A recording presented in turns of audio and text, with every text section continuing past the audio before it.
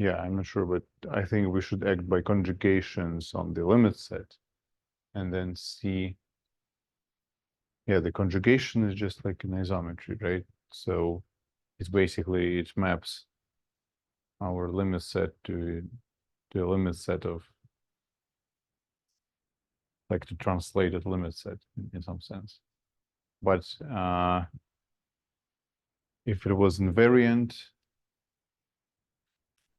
okay, yeah, let us continue. I think that I don't have a clear argument from the top of my head right now.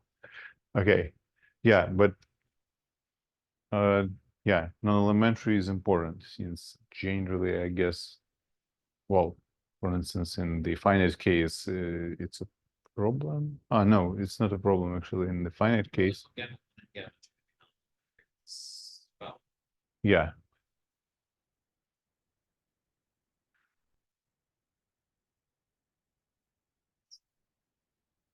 Yes, I can.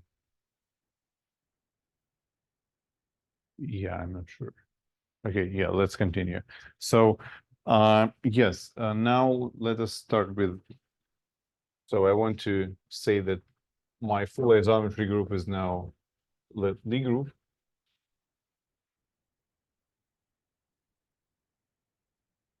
And we will see cofinite discrete groups as lattices in Lie groups.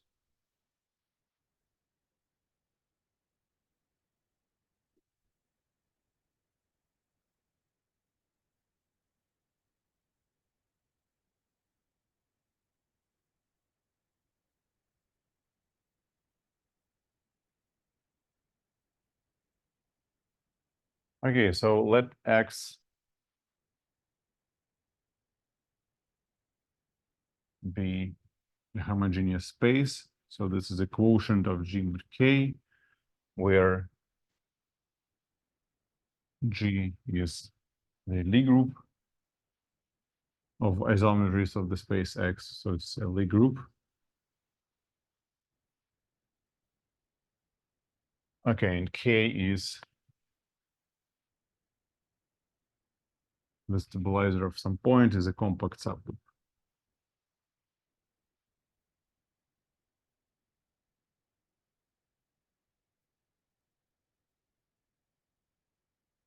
So let gamma in G be a cofinite. Okay, so I forgot to write here where G is. Okay, so be a cofinite discrete group. What does it mean in terms of gamma really sitting in G? It turns out that one can consider the following measure on G. So by definition, we say that Haar measure. Okay, I will just write the theorem first, right? Theorem, and which is due to Haar, that every locally compact topological group has unique. So in particular, every Lie group has a unique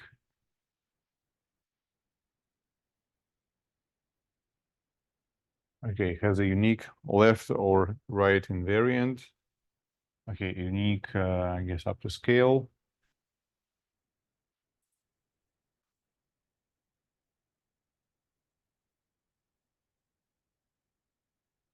Left invariant.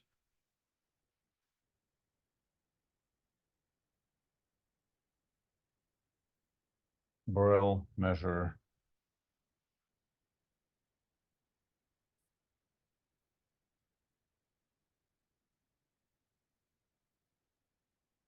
Okay. So which means that measure of any measurable subset A is equal to mu GA, right?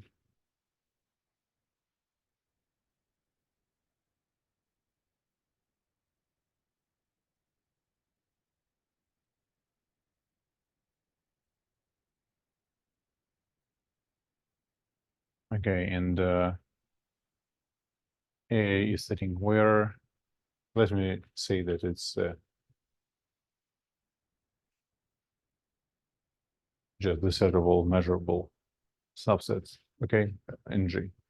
So this theorem tells us that there is this is very important, right? So definitely we have a lot of measures on G. It's a nice manifold, right, and so on. The point is that there exists a left invariant such measure. You can multiply it and you will get still some nice measure. It's okay. So we define it up to scale. Up to scale, it's unique. Up to multiplication,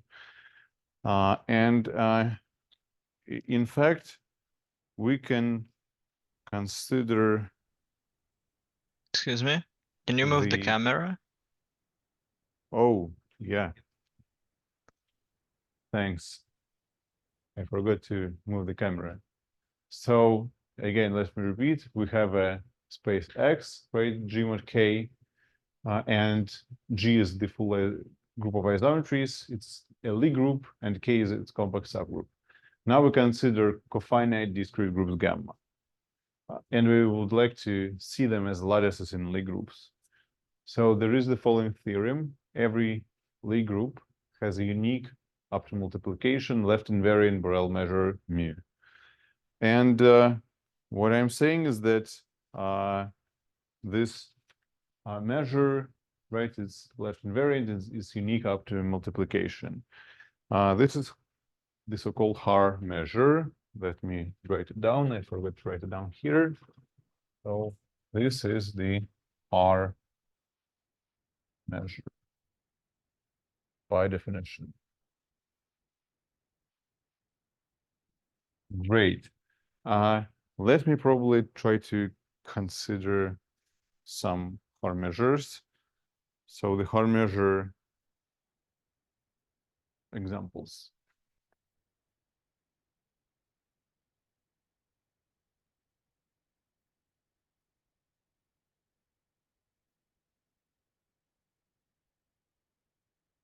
Okay, on RD, it's going to be just the Lebesgue measure.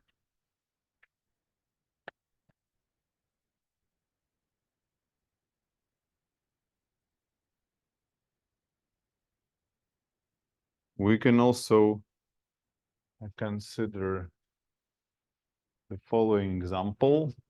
Let me take R plus.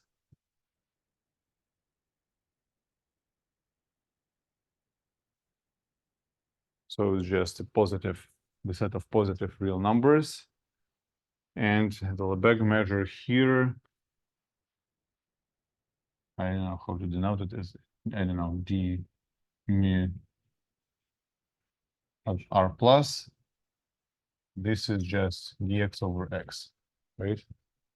Point being, if they group application, Yes. group structure is what's important here. Yeah, the group structure is important.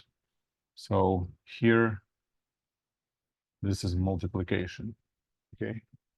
Yeah, the group with respect to multiplication. So one can see that this measure is indeed invariant with respect to multiplication, and, well, it's certainly Borel measure.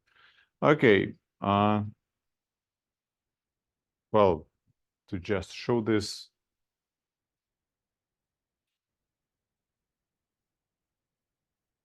one simply need to show that C product A, right? The measure of C product A is equal to, you know, R plus of A, right? As an exercise, do it by, well, it can be proved just straightforwardly by integration, right? Okay.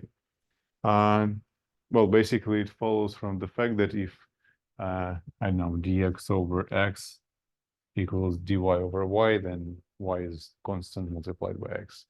Okay, then another example is the Haar measure on GLN of R.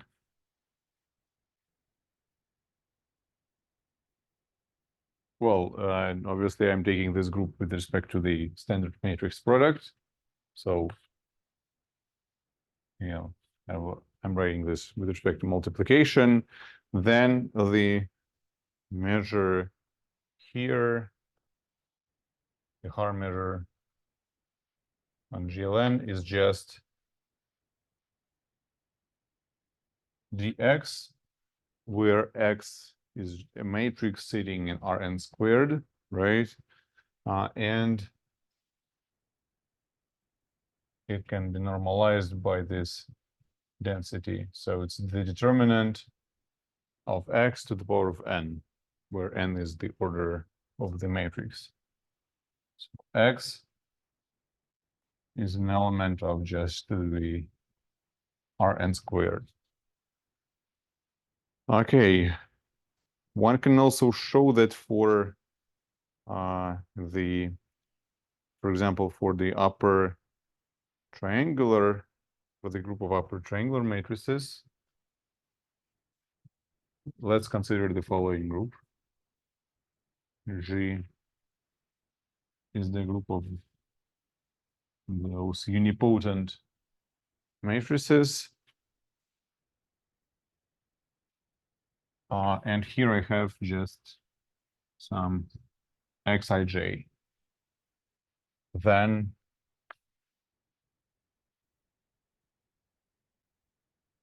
the Haar measure on this group, well, again, it's everything up to multiplication, but it can be, well, it's still just the Lebesgue measure on the on the subspace spanned by the coordinates xij, right? So in terms of, I don't know, in terms of Riemannian manifolds, I can simply write this as dx1 wedge product dx to 3, right, and so on. So the wedge of all dxij, right?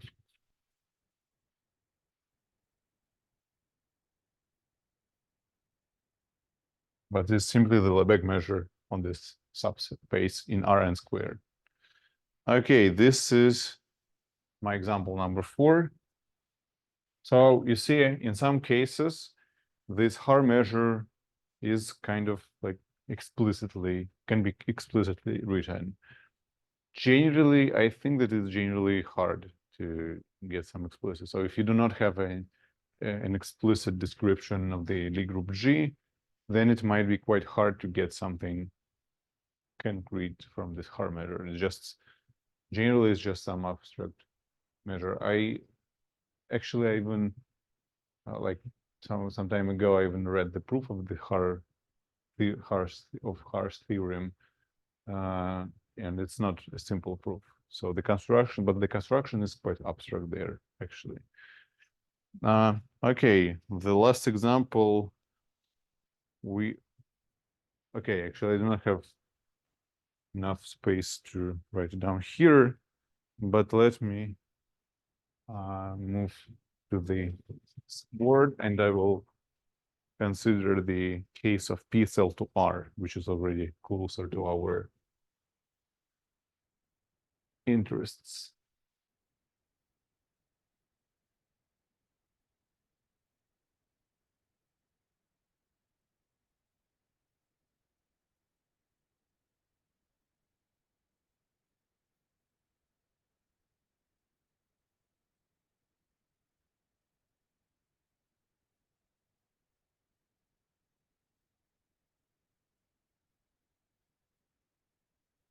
So the example number 5,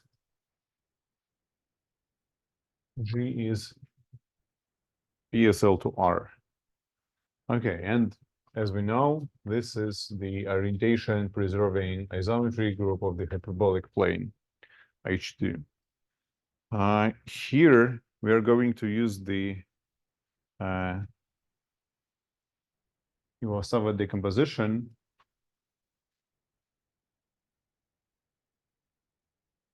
I forgot how it's spelled. Probably this type, right? Yes.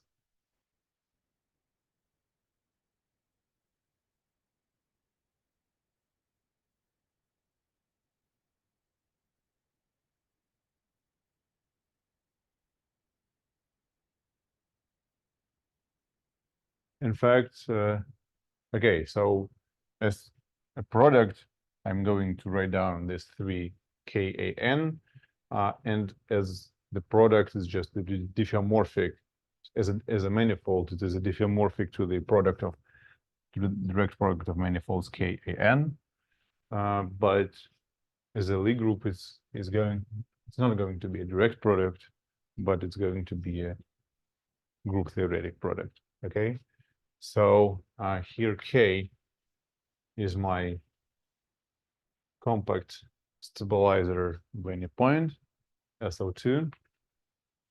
Okay, A, if I'm not mistaken, should be the, well, it should be torus, right? It's just a torus, one-dimensional. So A, okay, I will write it as just this way, A0, 1 over A, right? Where A is just positive number. And for N, we have already this description. So this example number 4 is going to be used. It's 1, 0, 1, and some parameter B.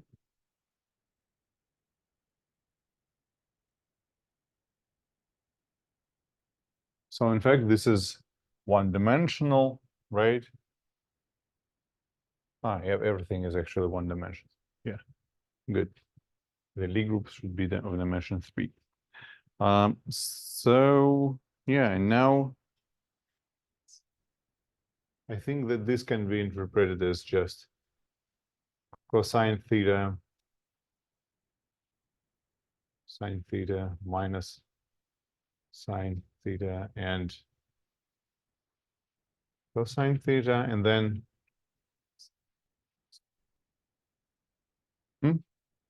yeah, Some mod plus minus 1. So here, yeah, it's K, I think, is where the SL2R is SL2R mod plus minus 1. this one. No, you mean so this is minus. The whole, yeah, you identify an element of SO2 with its negative. Yes. So you mean it should be PSL2. PSO2, yeah? Like here. Yeah. Yes, probably you're right. Since my negative identity, right, it still says, yes, you're correct. Yeah, thanks. And okay, and so the product is just the simply,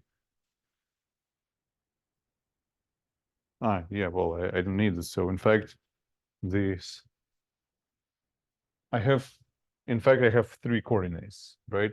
Theta, A, and B.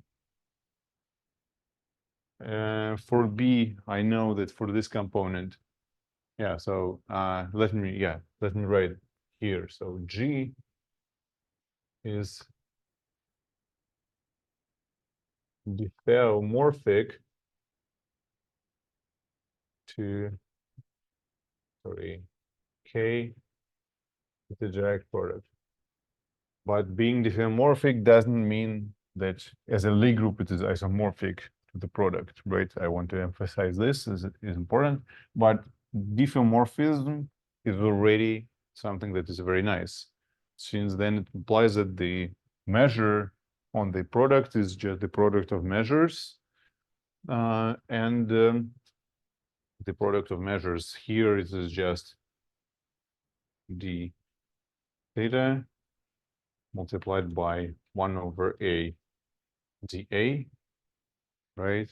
This is simply, okay, well, yeah, it is just R plus, right? This group acts precisely as the group of positive real numbers with respect to standard multiplication. Yeah, so as the Lie group, it is our example number 2. So basically I am using examples number 2, number 4, well, and okay, this is just rotations around circles, so it's kind of like clear that the measure is just the Lebesgue measure. So and here I have just GB, right? So let me write down that is examples number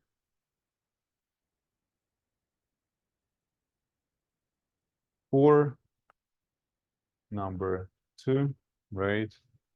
Well, and I mean, it's something like just a little back measure. So it's, in some sense, it's just an example number 1. Yeah. I'm writing this like similar to number 1. Okay. So this is my, to write it down in a bit nicer way. This is GA, DB, D, theta. Okay. So for discrete, okay, so for groups of isometries of the hyperbolic plane, it's indeed somewhat even somewhat explicit. Okay, now I wanted to say about lattices, and by definition, we say that gamma, a discrete group gamma, is said to be a lattice.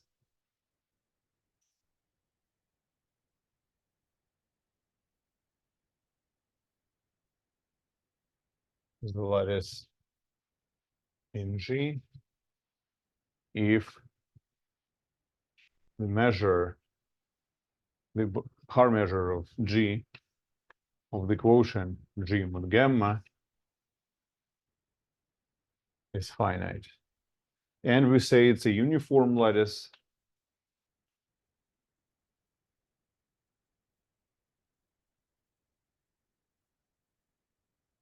if the quotient of G mod gamma is compact. Well, and obviously this is equivalent. Well, okay, not that obviously, but let me state the following, I would say, theorem or proposition, and then we will finish this lecture. So gamma is a lattice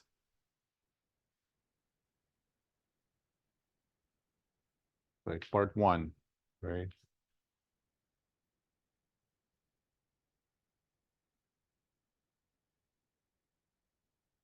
Gamma is a lattice if and only if gamma is cofinite. So volume of X mod gamma is finite. Uniform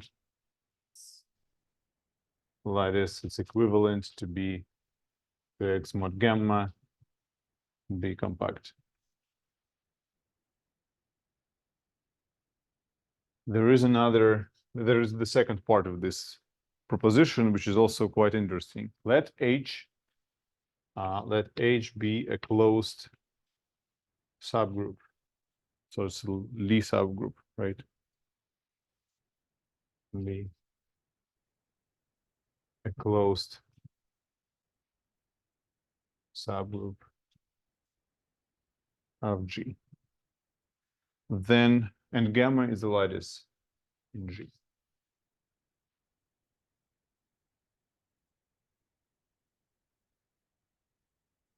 So gamma is a lattice in G. Okay. Then gamma is a discrete. Okay, I can say that it's a discrete isometry group of G in some sense, meaning that it acts properly discontinuously on G mod H, right? So then gamma,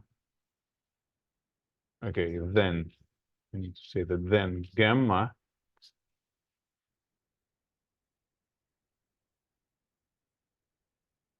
is a discrete. Riemannian metric is not like well defined, right? Is a discrete transformation group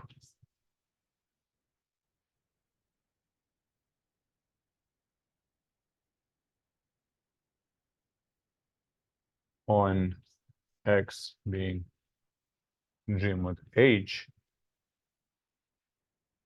if and only if H is compact.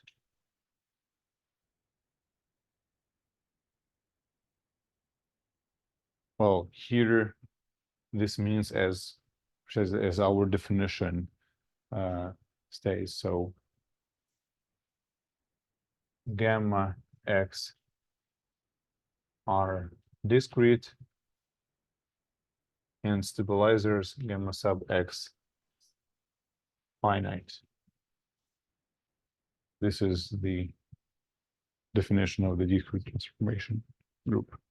Well, and then once this is compact, then we know that it's an isometry, discrete isometry group of G mod K, right? Where K is some compact subgroup, not necessarily actually maximal compact subgroup.